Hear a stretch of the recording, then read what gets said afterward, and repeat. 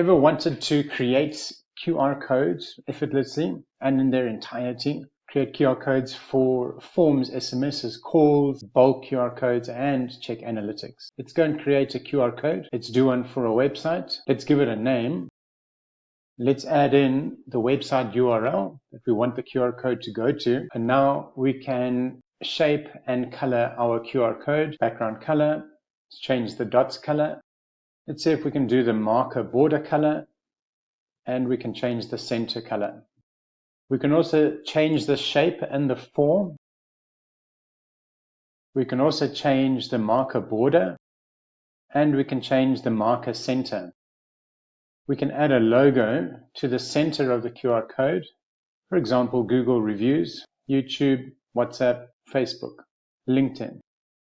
For this example, I'd want to add a logo that looks great. Let's go ahead and save that. And there is our first QR code. We can edit it or we can download it. Let's save it as a PNG. After sharing your QR code, we can have a look at the analytics. And from the analytics, we'll be able to see if we've had any scans. We can change a date period that we want to look at. And there we can see all of our QR codes.